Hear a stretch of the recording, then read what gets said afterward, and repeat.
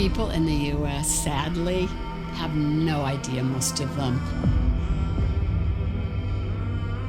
In 1951, nuclear testing finally began on the U.S. mainland. Everybody, all Americans, and really all people around the world. 100 mushroom clouds pierced the sky.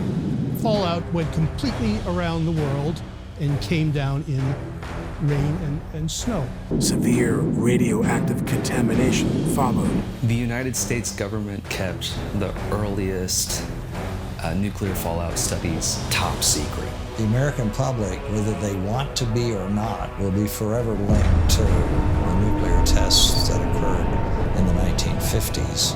This is because the tests produced clouds. They went everywhere across the United States.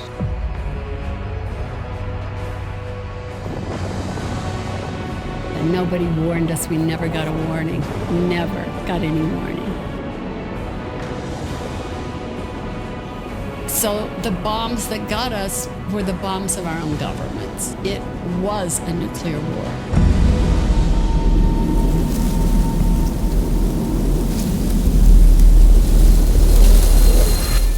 I used to keep, it was a big pile. It got so big I gave up.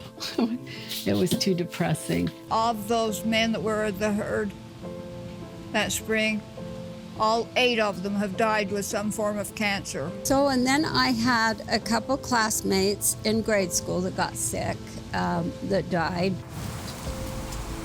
But I will still keep fighting to my last breath until they are acknowledged for what they did and what they were exposed to. I think I have this enormous responsibility to do this work. The hardest part for me is to believe my own government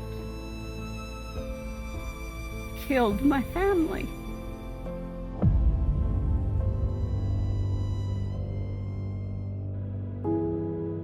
It was the women who stood up. People were wondering how much strontium-90 is getting into infants' diets. The only way to stop radioactive contamination was to prove that children were being exposed to radiation.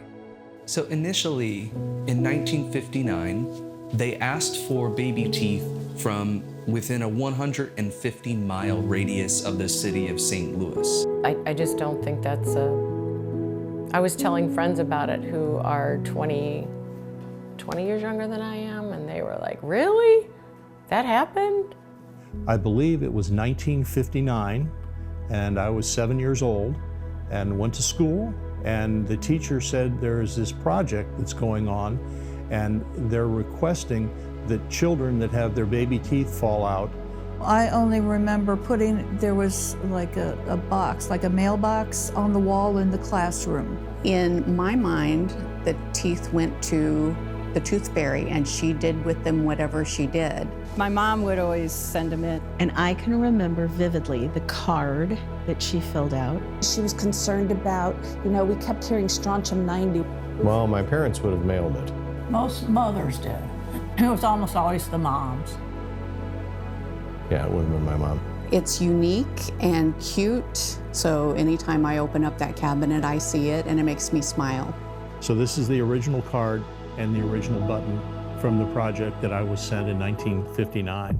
She has leukemia. Take her home and prepare for her to die.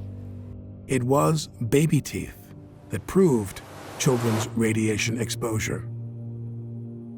There had been a 30-fold increase in strontium-90 uptake in children. November 1st, approximately 50,000 American women who described themselves as housewives and mothers went on strike in 60 cities around the country.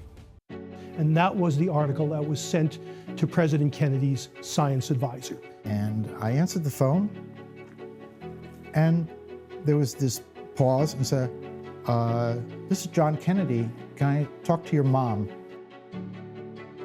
President John F. Kennedy declared a halt to atmospheric nuclear tests. However, it came from nuclear testing, but it didn't come primarily from Nevada. So that is a misconception.